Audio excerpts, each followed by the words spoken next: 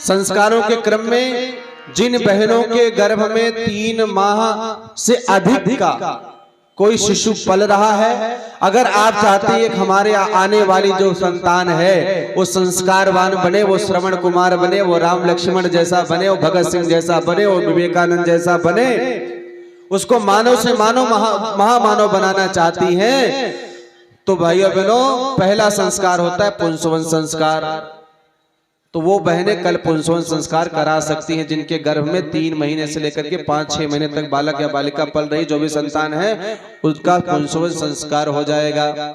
उसके बाद जिन्होंने अपने बच्चों का अभी तक नामकरण नहीं करवाया है, और नाम यदि आपने सोच विचार करके नहीं रखा है, चिंटू पिंटू डिम्पल डक्सी बबली कबली चबली स्वीटी ब्यूटी जो मन में आया रख दिया, तो ये नाम कोई नाम नहीं है। हमारे शास्त्रों में कहा गया नाम संतों के नाम पर हो, महापुरुषों के नाम पर हो, भगवान के नाम पर हो, प्रकृति के नाम पर हो, ऐसे नाम रखे जाते हैं। क्यों? क्योंकि जथा नामे तथा गुणे, जैसा आपके बच्चे का नाम होता है वैसा उसके अंदर गुण विकसित होते हैं। अगर आप अपने बच्चे का नामकरण संस्कार कराना चाहती हैं तो अपने घर से एक बढ़िया दिव्य थाली लेकर के आना, सुंदर सी थाली में थोड़ा सा घी लगा करके ऊपर से अबीर गुलाल कुछ डाल करके उसमें जो भी अपने बच्चे का नाम लिखना होगा वो नाम लिख लेना। अगर नहीं लिखना होगा तो यहाँ हमारे पंडित जी रहेंगे, इनसे जो है नाम लिखवा लेना, अच्छा सा नाम ही रख देंगे।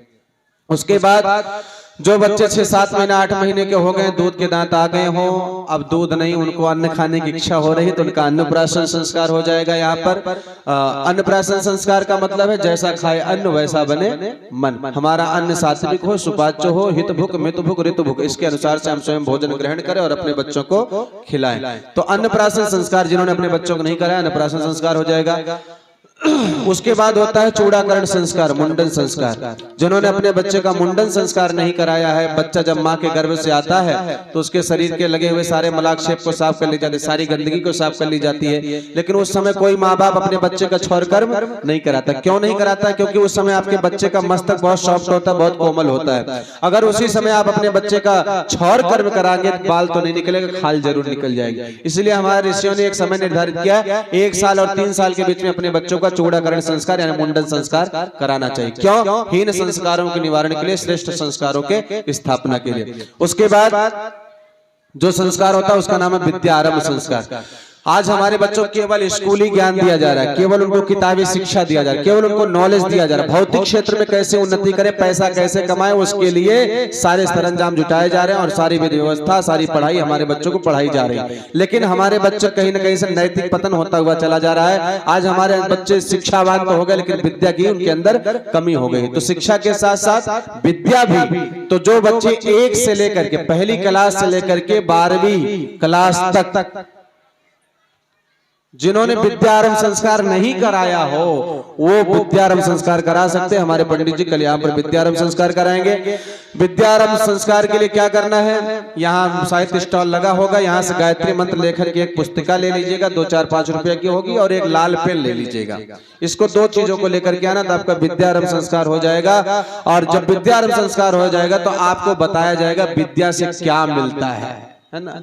विद्या ददाति विनयम सा विद्याया विमुक्त, ये सब चीजें आपको विद्यारंभ संस्कार जब कराया जाएगा तो उस समय बताया जाएगा।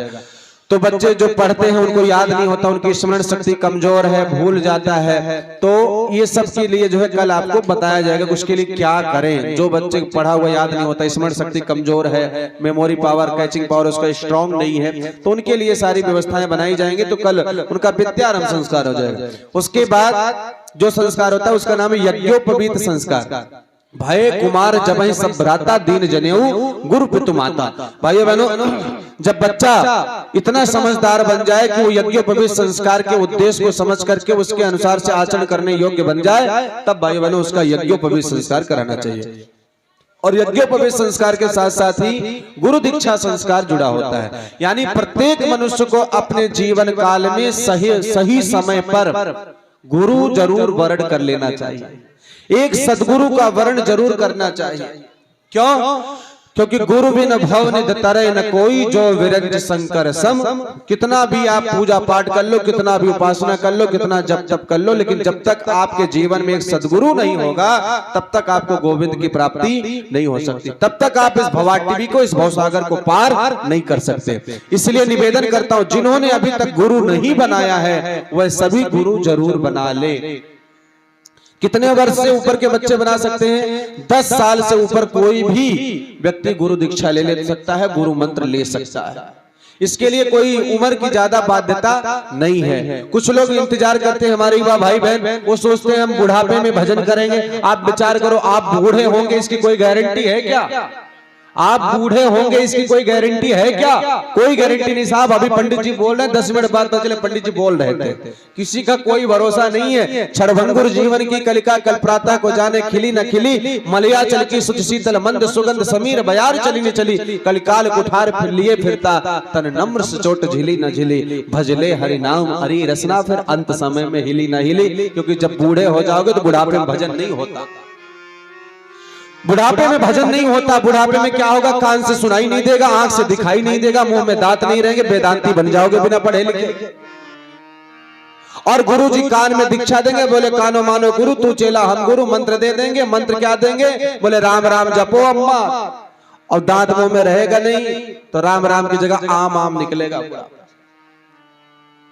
इसलिए जब भाइयों बहनों कहते हैं 5 वर्ष का बालक ध्रुव नारद जैसे सदगुरु का जब सानिध्य मिलता है तो 5 वर्ष की अवस्था में उन्होंने गोविंद को प्राप्त कर लिया था।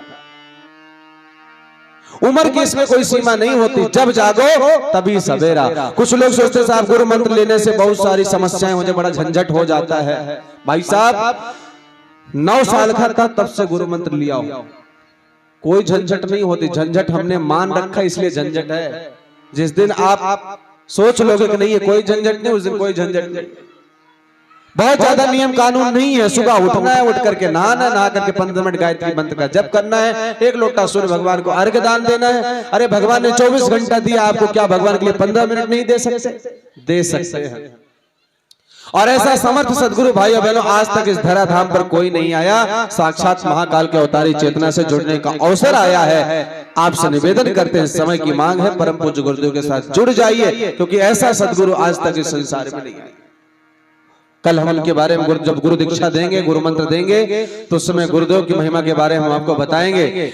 इसलिए उम्र की कोई सीमा नहीं है। और जिन्होंने किसी को गुरु बना लिया हो, पहले राम नाम की दीक्षा ले रखी हो, कृष्ण नाम की दीक्षा ले रखी हो, शिव जी का किसी ने दीक्षा ले रखा हो, तो वो सोचती साहब हमने तो एक गुरु जी को बना लिया, अब गायत्री मंत्र की दीक्षा कैसे ले लूं? नहीं, आप एक से अधिक गुरु बना सकते हैं। शास्त्रों ने ऐसा अनुमति दिया है। भगवान रामचंद्र जी के 2 गुरु थे, भगवान श्री कृष्ण के 2 गुरु थे, परम पूज्य गुरुदेव के 3 गुरु थे, और हमारे भाई साहब के 5 गुरु हैं। इसलिए निवेदन करते हैं, एक से अधिक गुरु बना सकते। आप राम राम भी कहो, आप कृष्ण कृष्ण भी कहो, लेकिन उसके साथ साथ गायत्री मंत्र जपो। ये खराब नहीं करेगा, ये अपच नहीं करेगा। इसमें तो सद्बुद्धि की प्रार्थना है। गायत्री माता से हम कहते हैं माता हमको सद्बुद्धि देना, तो सब 2 माला उनका करो, 3 माला उनका करो, और कम से कम 15 मिनट गायत्री मंत्र भी जप लो। कुछ नहीं बिगड़ेगा, परिवार में मंगल हो जाएगा, मंगल कल्याण हो जाएगा, सबका चिंतन चरित्र आहार विहार सबका बदल जाएगा, सभी लोग देवता बनते हुए चले जाएंगे। इसलिए निवेदन करते हैं, कोई रोक टोक नहीं है। कुछ लोग कहते साहब हम मांस खाते हैं, हम तो दारू पीते हैं, हम तो तंबाकू खाते हैं, तो कैसे गुरु मंत्र ले लें? भैया प्रयास करिए, छोड़ दीजिए अगर छूट जाए तो, नहीं तो आप गुरु मंत्र ले लीजिए, गायत्री माता छुड़वा देंगी, इसको गारंटी देते। आप गायत्री मंत्र की दीक्षा ले दीजिए, क्योंकि अभी हमने कहा अथर्ववेद का मंत्र है। गायत्री माता क्या करती? पाव मानी। गायत्री माता खुद ही तुमको पवित्र बना देंगी। जब गायत्री मंत्र का तुम जप करने लगोगे, तुम्हारे अंदर अपने आप सात्विकता आने लगेगी, तुम्हें अपने आप एलर्जी हो जाएगी उन सब चीजों से। और भाइयों बहनों 24 करोड़ लोगों का परिवार है गायत्री परिवार, 24 करोड़ लोगों का परिवार। और 24 करोड़ में 18 करोड़ लोग ऐसे थे जो मांस खाते थे, मदिरा पीते थे, अभक्ष खाते थे, लेकिन गुरुदेव माता से जुड़े भाइयों बहनों उनका मांस भी छोड़ गया, उनका मदिरा भी छोड़ गया, उनका नशा भी छोड़ गया, और वो सब लोग देवता बनते हुए चले गए, और उनके लिए आज धरती स्वर्ग बन चुकी है। इसलिए डरने की कोई बात नहीं है, कुछ ज्यादा कोई बहुत बड़ी झंझट की बात नहीं है। तो जो भी अभी तक गुरु दीक्षा नहीं लिए, गुरु मंत्र नहीं लिए, वो कल गुरु मंत्र जरूर ले। और किसी को किसी प्रकार की कोई समस्या हो, मन में किसी प्रकार का कोई प्रश्न होगा गुरु दीक्षा से संबंधित कि पंडित जी क्या हम ले सकते हैं ऐसी परिस्थिति में, तो आप हमसे पूछ सकते हैं या हमारे भाई से पूछ सकते हैं, आपका उसका समाधान हो जाएगा। लेकिन गुरु मंत्र सबको लेना ही लेना है। बोले गायत्री माता की जय, परम पूज्य गुरुदेव की जय। और इसके पश्चात जो संस्कार होता है फिर आप लोगों को पता ही है, फिर विवाह हो जाता है ना। विवाह होने के बाद कुछ दिन बाद आदमी 50-60 साल का हो जाएगा, 70 साल का हो जाता है, फिर बूढ़ा हो जाने पर मर जाता है तो आदमी ले जाता है, जला देता है, उसको अंत्येष्टि संस्कार कहते हैं। अंत्येष्टि संस्कार के बाद पिंडदान होता है, तर्पण किया जाता है, उसको मरणोत्तर संस्कार कहते हैं। इतने संस्कार तो हमारे यहाँ हो रहे हैं। परम पूज्य गुरुदेव इसमें 2 संस्कार और जोड़ दिए हैं। एक संस्कार का नाम है जन्मदिवस संस्कार, दूसरे का नाम है विवाह दिवस उत्सव संस्कार। ये 2 संस्कार हम लोग अपने घर में जरूर मनाएं। कैसे मनाएं? संस्कार के रूप में मनाएं। तो जन्मदिवस उत्सव संस्कार जो आप लोग अपने घर में बच्चों का बर्थडे मनाते हैं ना, हम उसको बर्थडे बोलते हैं। क्या बोलते हैं? व्यर्थ डे। किसने कर दिया उसको बर्थडे? माँ बाप ने कर दिया, हित मित्र ने कर दिया, नाते रिश्तेदारों ने कर दिया। लेकिन जो कि आज उसका जन्मदिवस उत्सव संस्कार था, लेकिन उसको हमने बर्बाद कर दिया। कैसे बर्बाद कर दिया? जाना है माता जी? हाँ, कोई बात नहीं, 2 मिनट और रुक जाइए, हमको भी जाना है। 2 मिनट और आरती करके जाइए, 2 मिनट और टाइम आरती करके जाइए, है ना। तो जन्मदिवस संस्कार अब अपने बच्चों को अच्छे से मनाएं और विवाह दिवस संस्कार भी अच्छे से मनाएं। अब आइए आज की कथा को यहीं पर विश्राम करते हैं, आज की बातों को यहीं पर विश्राम करते हैं। आरती की तैयारी करिए। राधे राधे गोविंद गोविंद।